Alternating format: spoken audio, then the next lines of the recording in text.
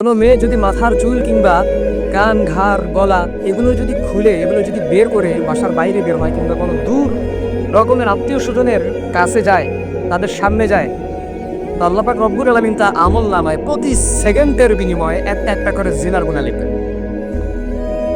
আবার তার স্বামী যে হবে, তার পিতা যে হবে, যারা তার শাসনমূলক তাদের কর্তা হিসাবে তার কর্তা হিসাবে থাকবে, তারাও যদি তাকে বাধা প্রদান না করে তো তাদের আমল নামায় এরকম গুনাহ লেখা থাকবে।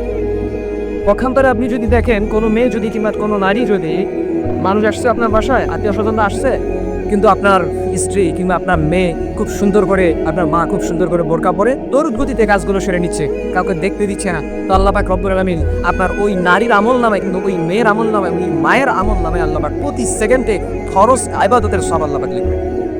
এখন আপনি ডিসাইড করেন যে জান্নাত লাভের জন্য, মুমিনের টার্গেট যে জান্নাত, এই জান্নাত লাভের জন্য আপনার কি করা উচিত? আপনি কি পর্দা করবেন না পরপুরুষে মনোরঞ্জন করবেন?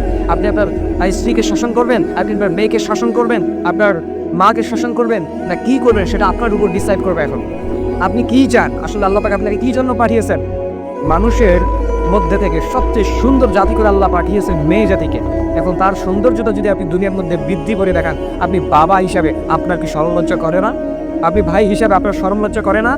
আপনি স্বামী হিসাবে আপনার কি লজ্জাবোধ নাই? আপনার কি লজ্জা করে না যে আপনার স্ত্রী বেপর্দা ভাবে, আপনার স্ত্রী খোলা চুলে, আপনার স্ত্রী সুন্দর করে সেজে গুজে মার্কেটে যাচ্ছে,